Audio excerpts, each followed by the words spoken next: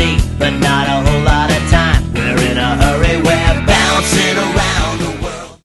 Projectile motion is a displacement of any given body in both the x and y directions as time changes due to an initial launching velocity at some angle. As the body moves, the force of gravity provides an acceleration downwards, causing a change in the velocity in the y direction, but keeping the velocity in the x direction constant. Projectile motion is used for anything that is in free fall. It can be useful to know a projectile's motion in both sports and weapons launching.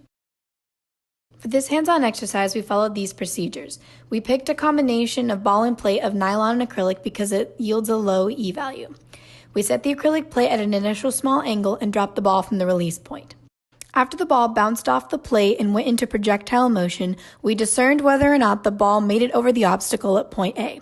If it did not make it over the obstacle at point A, we increased our initial small angle and repeated step 3 until it finally did.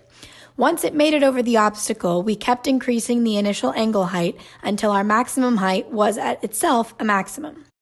I'm pretty sure that we're bouncing around the world. We'll bounce across the Great Wall and past the Taj Mahal. We'll go to Rome and see the Colosseum. The Colosseum. We measured the angle of the plate to be 17 degrees and it cleared through the obstacle well. The angle of clearance is said to be around 15 to 19 degrees and the maximum of the height of the ball is 28.2 centimeters. There is a difference between the numerical and experimental result due to the lack of estimation for the air drag and frictional forces of the plate and the ball. The maximum value achieved is 24.5 centimeters and the theoretical value is 24.9 centimeters. The experimental value is slightly less than the theoretical value calculated. The percentage difference between both values is 1.6% and the maximum height matched the analytical calculated value. Based on our result, the maximum height was significantly close to the theoretical value with an error of only 1.6. The distance to the obstacle was also cleared. With this, we can agree that the experiment was successful.